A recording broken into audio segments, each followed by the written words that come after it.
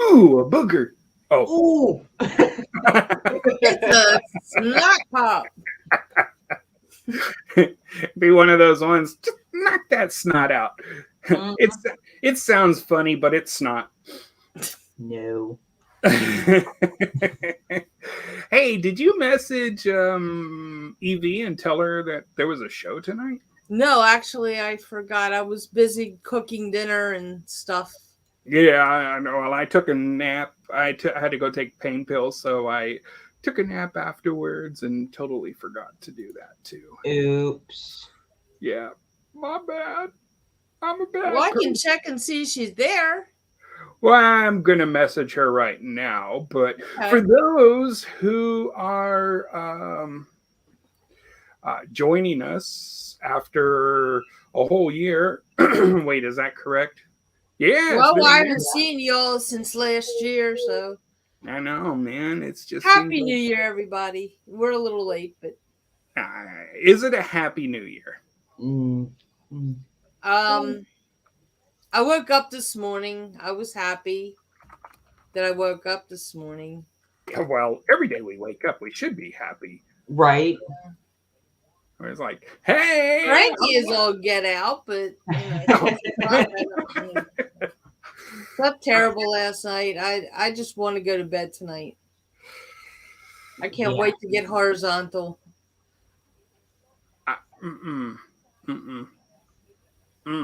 Yeah. Throw away the PEW. There's a lot of other people who just said, "Oh, bite now." I'm talking about flannel pajamas under a nice quilt, fluffy pillows. Dude, we went and bought the insides of my eyelids. Yeah, we went and bought those. What do you call them? The heated throws. And they're not that expensive, so it's worth it. And so we put them on the bed, in between the sheets and the warmer blankets, and pop them on like medium. Oh man, and they stay on for a good 8 hours. So keep your bed warm all night long. Yes, sir. I already have a heater. I don't need another one. Yeah, but think about it. You don't have to keep the heat so high in the house if you got the bed. See, because they say when you sleep comfortable is when the house feels cold. Right.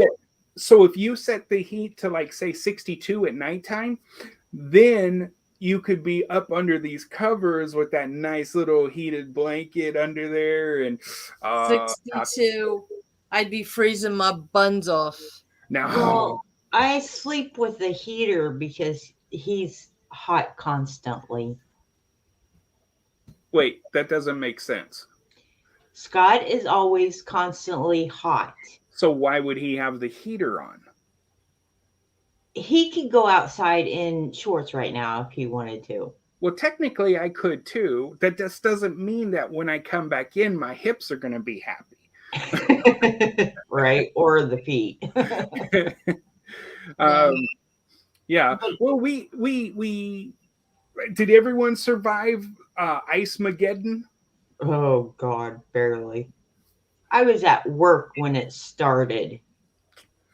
Let's just put it this way: my job decided, oh well, we might need to scrape the drive about, I'd say about 3:15 in the morning.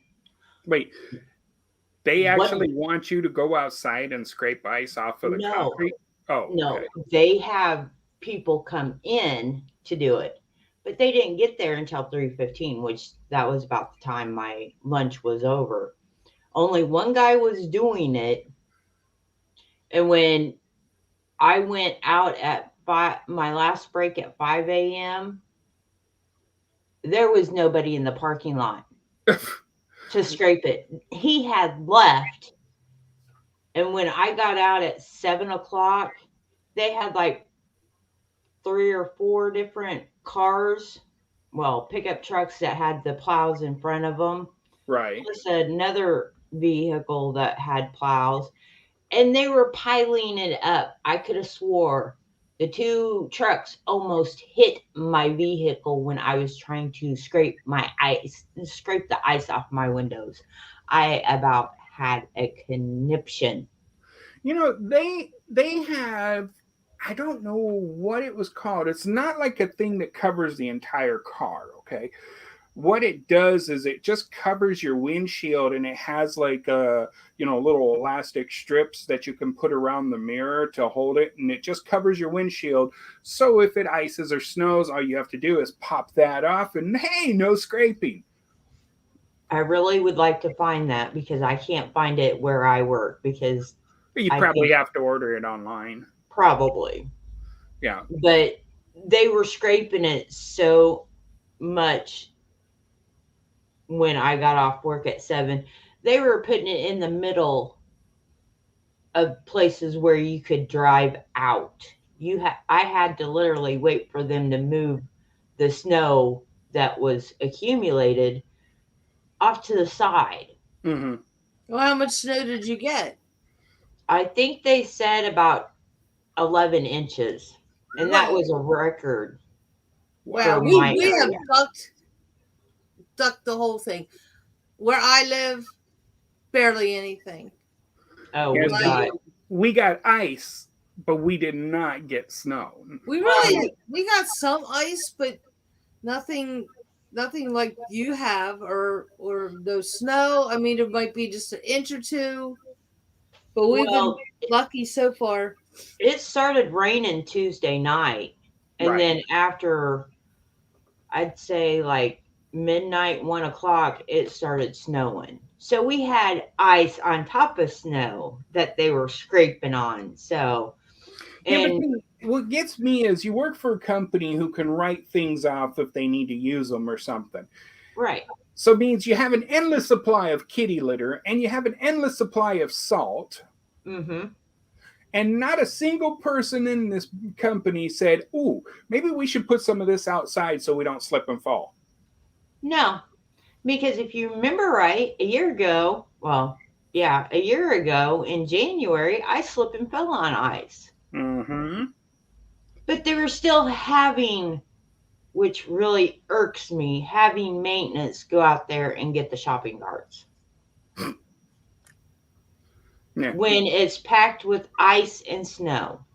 Yeah. I said, you're lucky they didn't ask me because I tell them, I am not doing that. That is a no-go for me.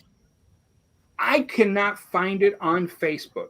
I wish I could, but there was one of our blues artists, and I think she's up in Canada, and showed a picture of her son's car stranded on the road, almost covered in snow, on his way to work. Oh, good Lord. Okay. And then when they came back, they started taking pictures of it, after work and stuff. Mm-hmm. But it's like, can you imagine? Okay. So last year, next week will be our 1-year anniversary of the worst snowstorm and ice storm in the history of Texas that we can record. Right. Because at the same time, no electricity. Right. The company claimed, well, there was this problem and there was this problem, so they killed people's electric.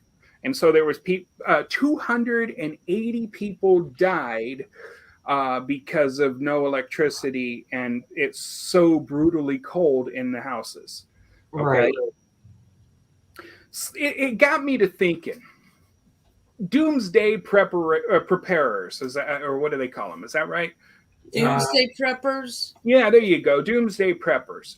These guys usually have some really smart ideas. Okay, and I oh my God, I found out some things that blew me away when just goofing around looking at this. So number one, I found. Did you ever look at a bottle of? I mean, not a bottle, but the can of Crisco. Yeah. Okay. Where it's the eye on Crisco. What's above it? What's above the eye? I don't recall. I don't recall either. I'm gonna blow your mind here in just a second. I'm pulling up the image so I can show you this. Okay, so we get a thing of Crisco shortening. It's the big can. All right, and they're usually pretty affordable. Right. Okay, take a look what's above the eye. A flame. Yes. Did you know that this stuff is practically a candle? Really? Yeah, you can actually take a candle and put it all the way down and trim it so it just is at the top. Uh-huh. And you've got a candle that'll burn for up to 1,000 hours or more. I You might could want to get me you some. could take it, put it in, those jars, and do the same thing. Mhm. The only reason I mentioned just a regular candle and shoving it in there is just so you have the wick. Otherwise, you can do a paper towel and shove it down in there. But personally, I think I would do a candle so it would, burn evenly and so forth. But yeah, Right. this is an emergency candle, believe it or not. Interesting. Right? And I'm thinking, I've been eating that when I make stuff, Right. I'm eating the candle.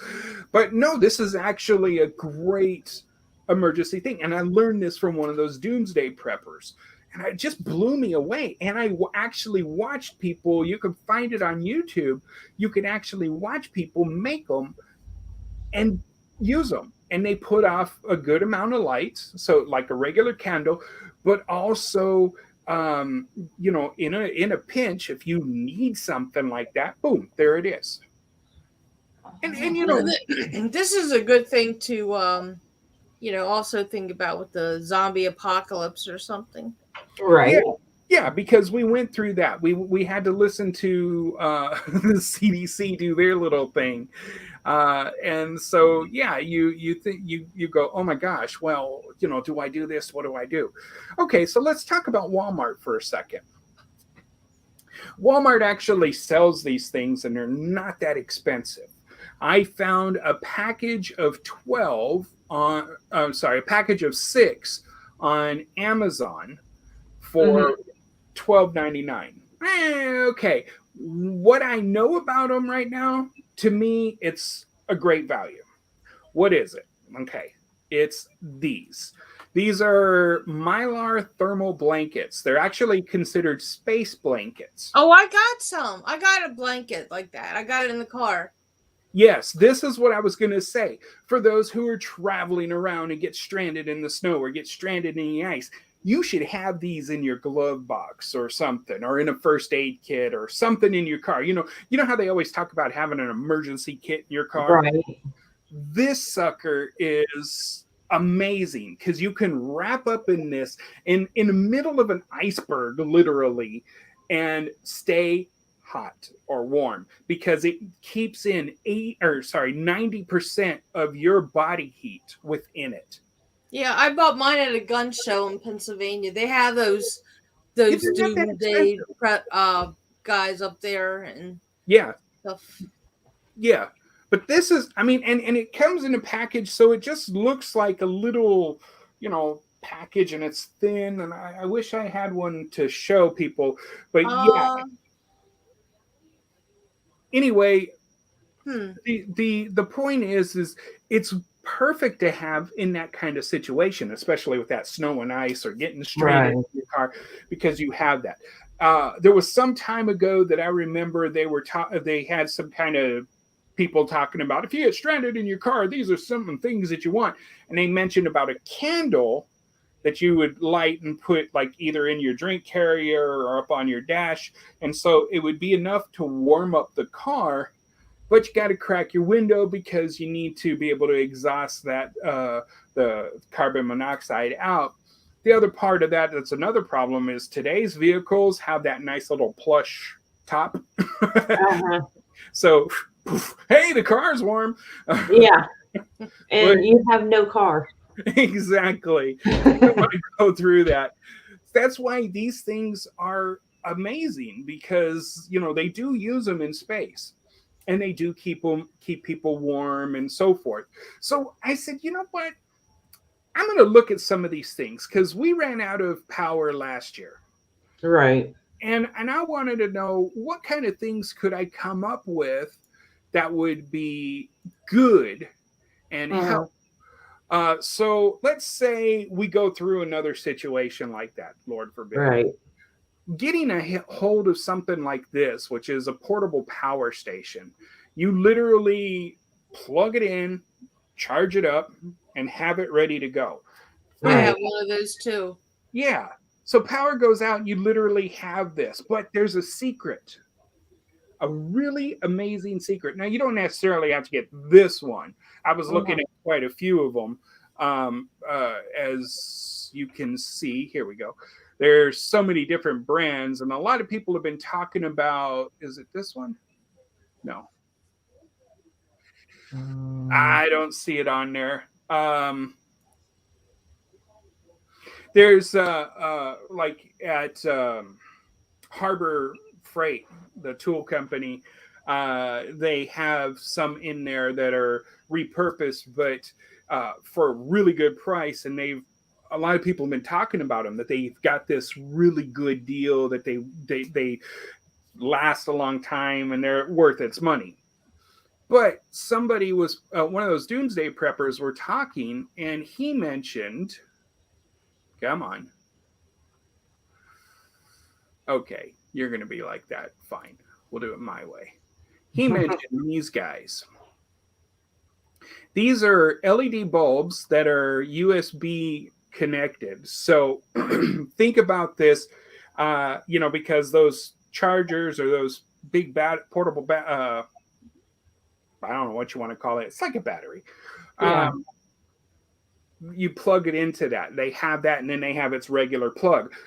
These take little to no electricity. So you literally could have light in your house without really draining the charge on that battery thing.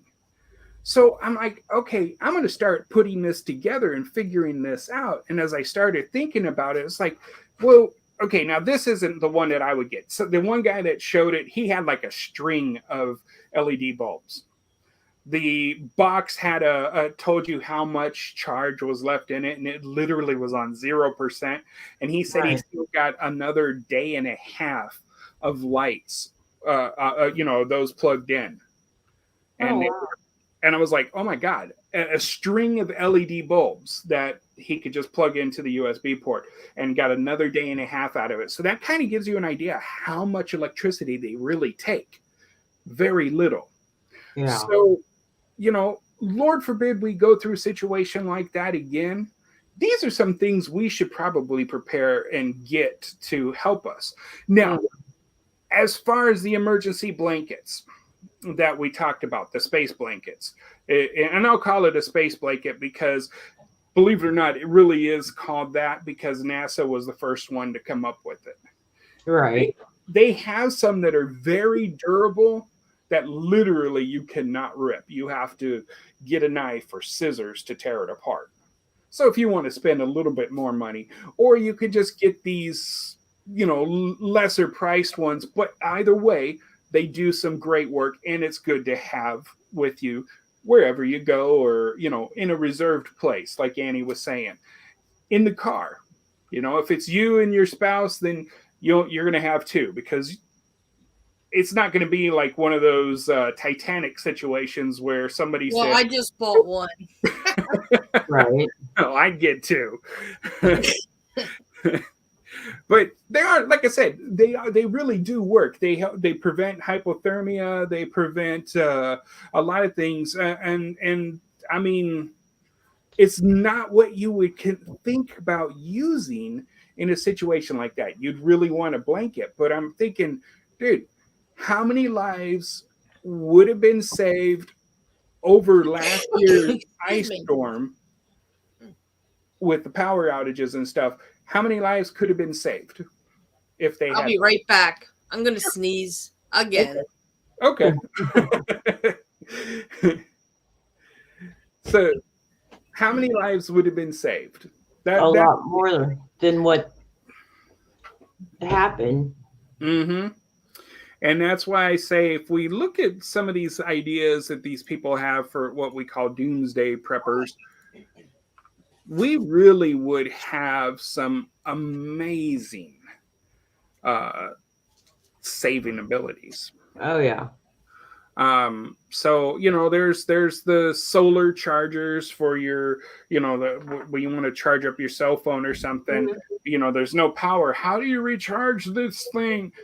I've actually got one that's solar, and so I can put it in the sun, and then it'll recharge while in the daytime, and then boop, plug it into the phone, and you're good to go. So you get that ability to do that, and it saves, like I said, it saves a great deal of hassles, especially like in last year's situation, or even some parts of this year where people didn't have electricity and they were desperate need of getting their devices charged.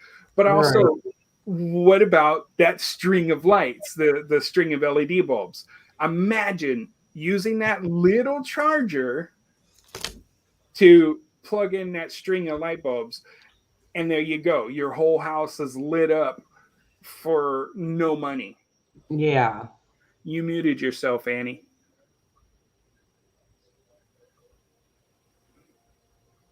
No here. You muted.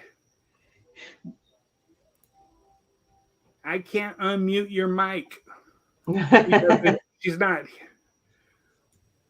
There you go. Oh, okay. It's not in the car. It's in the craft room here. But it is a 2-person.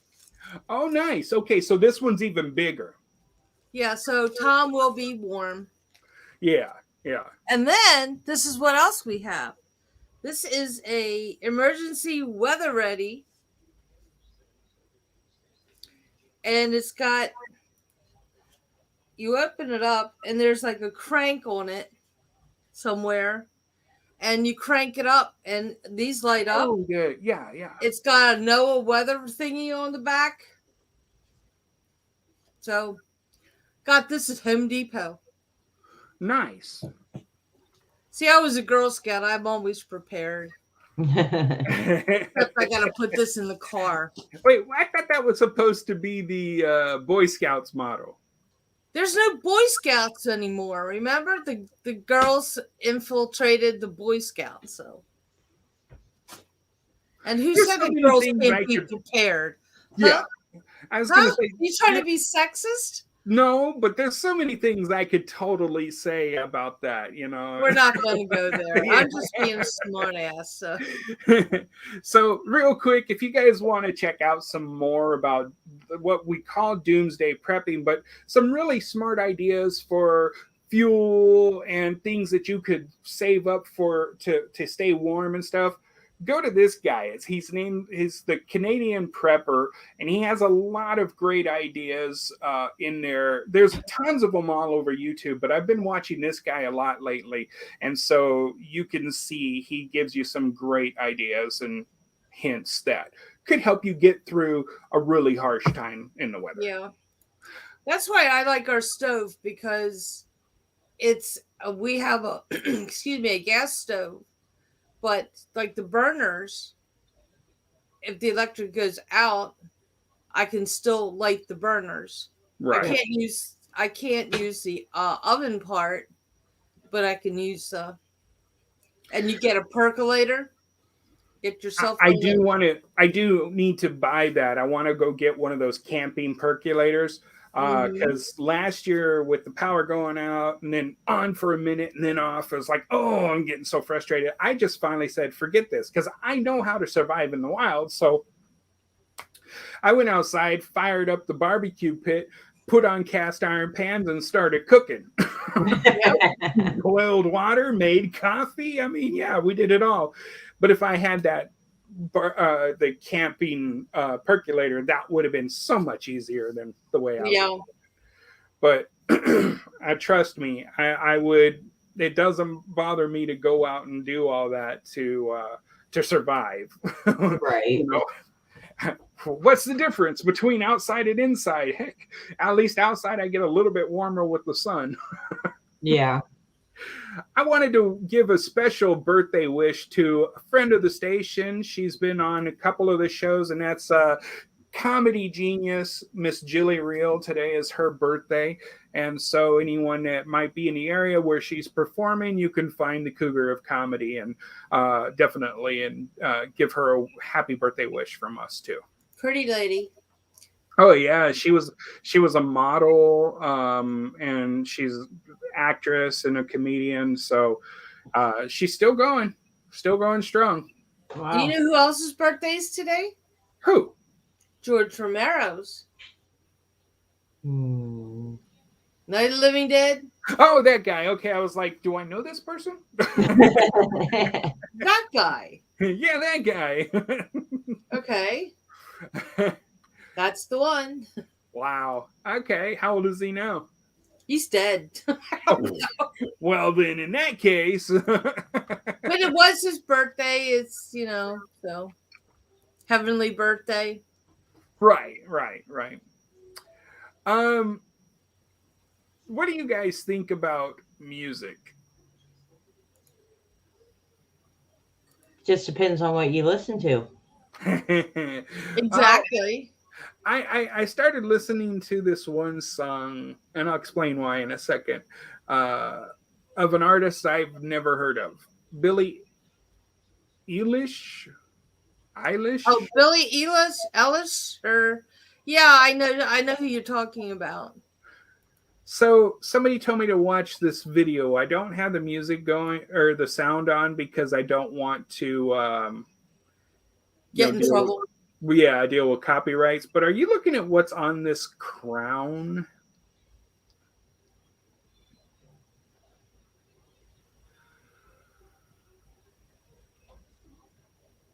So right now it's crawling on her hand, but let's go farther. That was a spider. The whole video is spiders. Mm-hmm. Okay, that's enough. I'm not. Yeah, exactly. That's my point.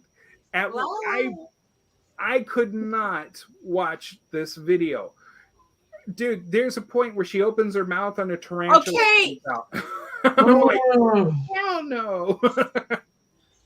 Yeah, no thank you. Maybe it's CGI. No? Nope. I actually knew a guy who had a tarantula, and I told him I'll visit you and we'll talk and have fun, but as long as that sucker's in his glass house. No.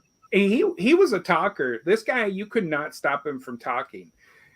I came to his house one day and he was really quiet. And I'm like, dude, what's going on? Why are you so quiet? He opened his mouth and out came the first two legs. Boom, I'm gone. Right? Nope. Not having that. No. Yep. When they shed their skins perfectly in the shape of what they are. And I used to date this guy, and he had an older brother, and he said, my name's Carol, right? So, but he said, Carol, put your hand out. I put my hand down, and he puts this thing in my hand, and I thought it was a tarantula. I screamed. I fell back off the chair, but then he was laughing. He said it was just this, the shedding. I could have done without knowing that part too. That's a part where you just say, no. God. Traumatized me for life, Yeah. How about we get a nice little mental cleanse here and play some music from one of our artists on TMV Cafe. And by the way, we do have it noted in the comments below, or not the descriptions below, the videos where you can get their music from. And by the way, they have given us express written permission to play their music, and we do pay for that since we're on TMV Cafe. And this is the disclaimer. This is the disclaimer. That is correct. So here is Fire and Water. And we'll come back with some more show right after we watch this bad boy.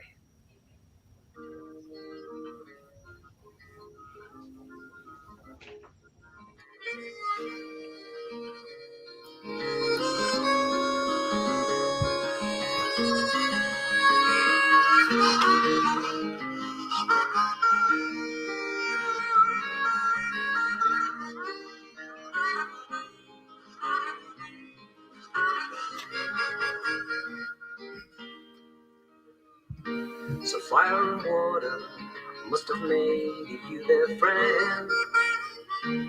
For all my senses, then you cool me down again. You made me dance all night and you took me to your bed. Well, these were the best days that I've ever had. And we danced to music all night long. Dance to the music all night long. And we danced to music all night long. Dance to the music all night, all night, all night long.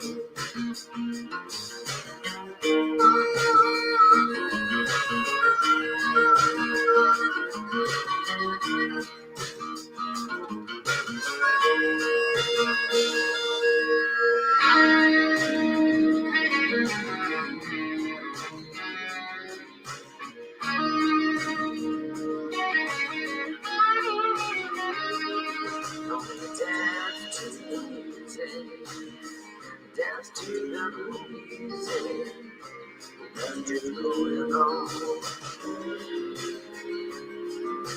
Whoa, all night long.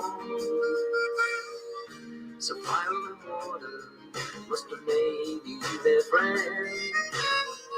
You hold my senses, then cool me down again. You made me dance all night and you took me to your bed. Well, these were the best days that I ever had. I made dance to the music all night long. Dance to the music all night long. Everybody dance to the music all night long. Dance to the music, everybody's now all night, all night, all night long. All night long, all night long, all night long, all night long.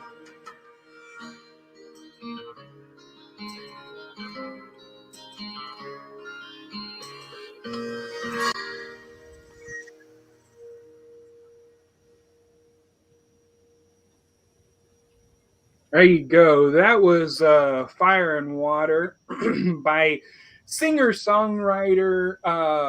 He claims to be more of a 70s singer-songwriter, but that is David Goundry. So pretty good, and you can hear his music on the station. And of course, we just played the video, so you get to see some of that. And it's kind of cool. You know, I chose this one for today because you kind of get the little bit behind the scenes during some recordings, so you can see they still kind of have fun. You know. And, Oh yeah. Those little behind the scenes kicks. So, what did you guys think? Nice. Good. Yeah. All right. A very famous house. Ooh. Really? Oh, Amityville. Very good. So some more news came out recently about it, and they're trying to pretty much say, I'm not going to go through the whole thing because this article was huge. But they're saying it wasn't ghosts, but something worse. And they said, oh, it's the brutal truth about Amityville. All right. So headline goes with that and says, thanks to fiction. Well, you know what? I could just throw this up there.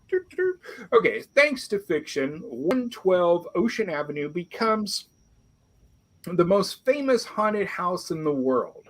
The book by Rick Osuna revealed judicial irregularities and scams that led to the legend around the notorious massacre. Now, we've discussed this house in multiple situations. Yeah. So I don't want to beat a dead horse on this, but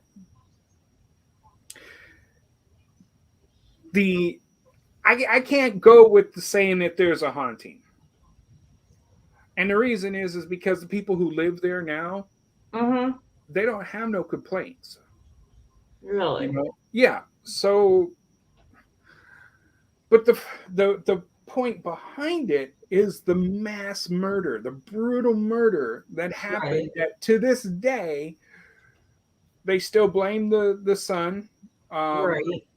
and also the fact that he's recently, well, I guess I don't know if he's still alive, but he said I didn't do it. You know, he finally came out again and saying he didn't do it. Well, Yeah. there was a documentary, something to do with the daughter or something. Yeah, I think that was one of the things that was stated. These are actual pictures from it. I think that was one of the things that was stated, that she had something to do with it, but there was no evidence of that. By forensics evidence, what they did discover was all leading to him.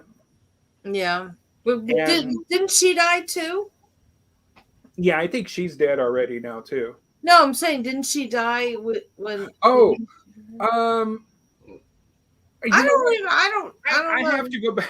I have I'll have to go go back and find that thing. Yeah, Yeah, but I remember when that happened. yeah. So, Well, and of course, you know, it's the Defoes are is the family that they're referring to, and of course, in the picture we were just showing, let me pop that back up again. This is Ronald Defoe Jr., who's being charged with all the murders. Yeah. Okay, so for those who kind of want to know, these guys are probably just the detectives and investigators, but that's the actual guy. And yeah, I'm sure by now he's probably passed on as well. But it was, yeah, he's being charged with the murder of his parents and 4 siblings. So I guess that would be the girl too. Because yeah, that's right. If I remember right, she was the last to die. yeah, And he claims, I remember now, he claims that when he got home, they were all dead, and he turned the gun on her because of what she did. That was the last okay. claim. It's been a long time since I saw that, so I couldn't Yeah, remember. it is kind of a hard thing to do, especially I think we really got into the details of that in one of our first shows when we first started. I mean, Yeah.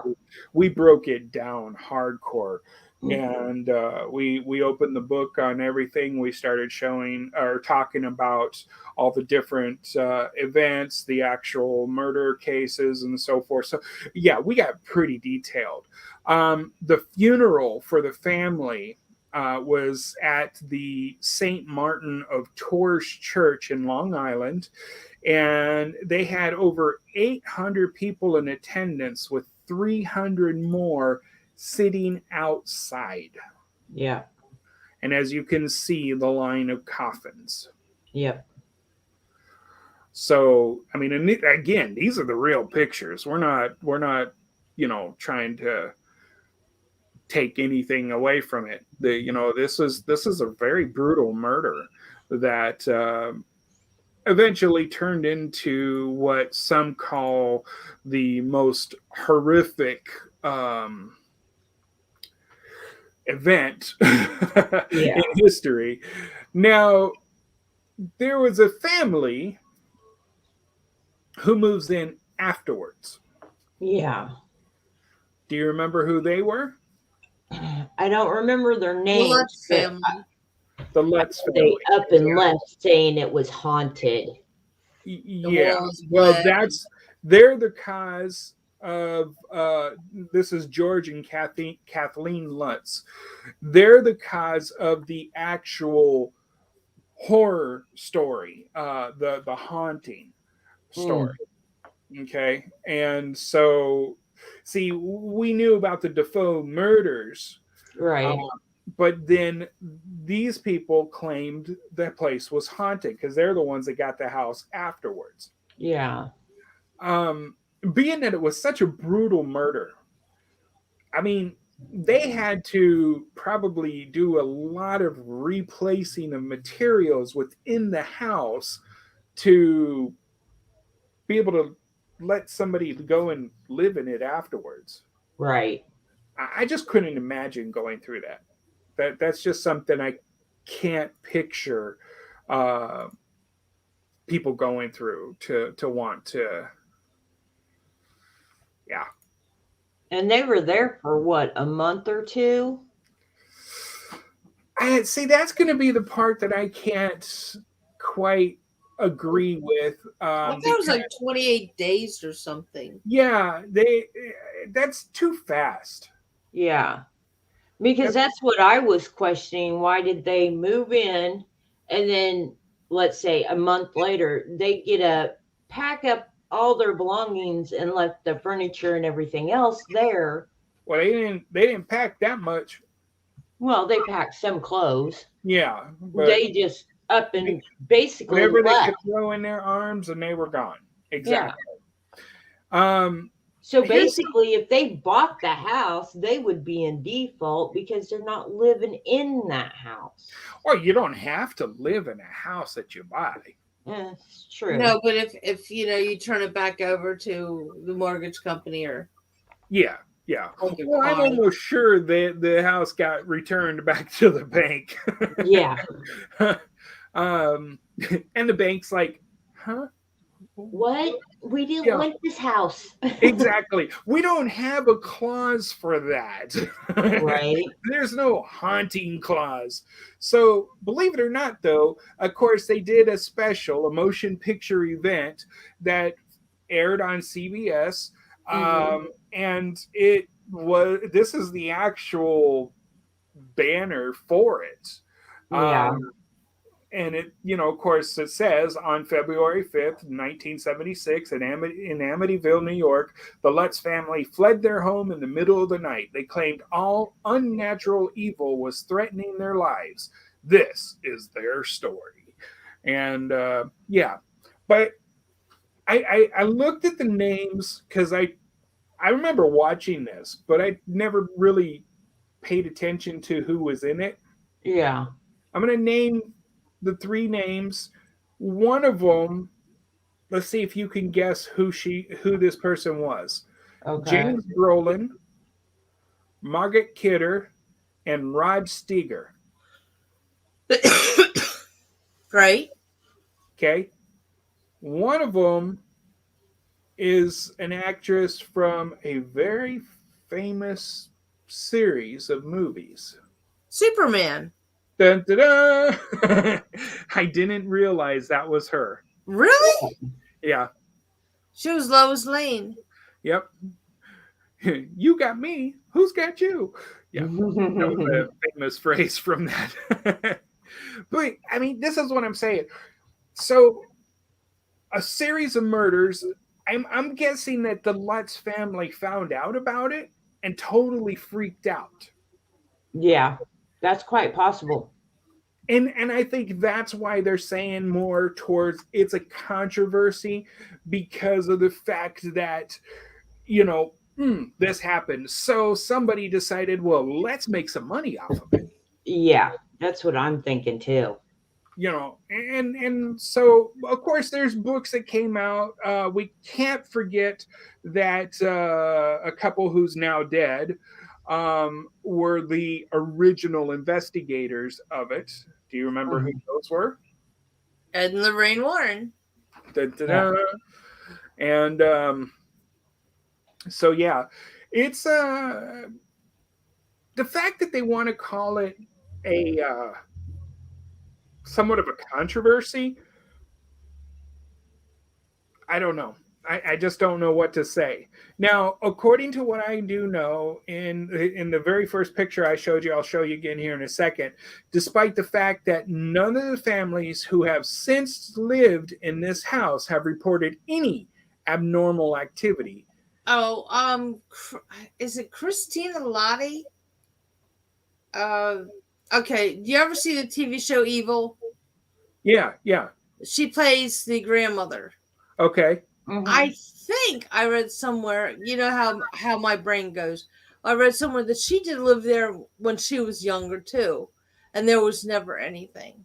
See, that's why I still to this day would have to agree that some might consider this a controversy for the fact that nobody since the Lutz family has had any issues. Now, I'm not knocking Ed and Lorraine because they have uncovered quite a bit of stuff over the years. Right. But, I mean, the history in this house, dude, if you buy a house and you find out what happened and it wasn't disclosed when you bought the house, are you really going to want to stay there? No. Exactly. Well, we were long time ago. My ex and I, we were house hunting and came across this house, and it was full of furniture and stuff. And she had to tell us. She said the man killed his wife in here. She was sick. She was dying. He killed her, and he, I think, killed himself. And it's like, probably no. Probably No thanks. heartbroken because he had to do that or something. Yeah. I mean, Yeah, and there's that's awful. But Hans Holzer also wrote a book about Ronnie Defoe Jr. And I read that. That was like about 1976 or something like that. About him hearing voices and something to do with the Indian burial ground, and way back when little kids dug up some bones in the skull and they were kicking it around like a kickball or soccer ball. Yeah, but then if we're going to say something like that, the idea of the movie Poltergeist, because they were supposedly that all that stuff was built over a graveyard, Right. you know, this is not unheard of. No, it's not. So, I mean, people could still end up having the same thing happen. Yeah, I've got I can't remember the name of the title of the book, but it's downstairs in the basement, that the housing development was also built on a African American graveyard from from 1800 or something, and there was a slave graveyard, and they built a housing development and all the things that happened on there. And anytime anybody broke through the ground, they would end up, or somebody in their family would die. Right. But I can't think of the name of the book. I will let you know, and we could talk about it some other time. Yeah. Well, I've looked at a lot of different things over history. Man, I got this one hair that won't leave me alone. We've in fact, you and I have shared books over history of events like that, and the idea or the mentality of why people feel that way is not unheard of. I mean, yeah, that would freak you out. And now I gotta stay in this house, or I gotta stay here, and oh my gosh, and now the cat jumps on the counter. What happened? And it's just because you're paranoid. Yeah. And this happens a lot because people hear, like when you get extreme cold temperatures outside, what's like what we're dealing with now, and the heat kicks on, and you can hear the house, all because it's all adjusting with the temperature differences. But oh my God, somebody's walking in the house. These are really explainable situations, but when you feel paranoid because of whatever, there was mass murders in this house, or we're on the top of a graveyard, oh no, and this is the paranoia kicks in, and people start to feel like they live in a haunted house. When we talk about in the past where we say people manifest certain things like this, it is because of that paranoia. Yeah. It's more of an idea factor than what it is, than being the real deal. All right. Well, is your house carpeted? Sadly. Well, ours isn't. So, of course, with all the cats and stuff, you hear Well, yeah, we've heard footsteps, but it's actual like walking up the stairs when we're right there and there's nobody there. But well, I always sometimes hear them walking around the bed, and I'm like, okay, well, what if it isn't really the cats? I'm not looking. Don't open your eyes. Right. Let's pull the covers over the head. Yes, exactly. Yeah. No, I get the sound of a herd of elephants running through, and it's this little snot right there. He's not a snot. When he gets that little wild hair up his butt, he's running all over the house. The and it sounds like, it sounds like a herd of elephants. It's like, dude, seriously. Do they chase each other? No, he does that on his own. He just runs around on his own like that. It's funny because we could be sitting there watching a program, and all of a sudden, and he's just sitting there looking around, doing nothing. And in a seated position, and all of a sudden, shoots up in the air and lands. What the hell? So, yeah, we don't know. He just does it. It's like, dude, seriously. All right, so let's take a quick moment to mention some of our upcoming guests. I know we were trying to book them and get them all situated with last year, but then all kinds of hell chaos. Yeah, so we'll just we're gonna try to put them back together. We've got Jake Fife coming back here very soon. Yeah. We will have Tanya Vandestein, who will be joining us. I like her. Yeah, we're going to be talking about the haunted tours and so forth, and investigations they've been on. I know we'll be having Miss Renee back to talk about different things and different events as well. And I'm still waiting on the TVC project to be revealed so we can discuss that some more. Right. And just so many other guests that we're lining up. I've gotten some emails in my personal email. Really? Yes, requesting interviews. And I know where they're coming from, but like one of them I had to turn down because it just sounded a little off. Yeah, because they claimed to be a witch, and there was a lot of just weirdness in there. Is like, yes. And I don't mean like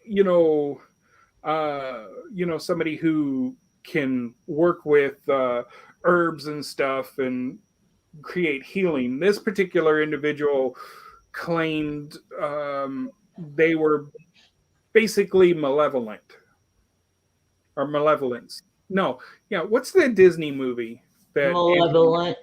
Yeah, that one. Malevolent. Yeah. They claim they were like that. Yeah. No. So. Sorry, but no thanks. No thanks. Right? I am reaching out to MUFON again to see if we can get another interview with a MUFON representative and talk about different things and see what kind of new reportings they've gotten over the years and so forth. Annie, do you know what MUFON is? I'm sorry, who? MUFON. No. Mutual UFO Network. MUFON. Mutual UFO Network. The people when you report about a UFO, they're the massive group that goes and investigates. Okay, now with UFOs,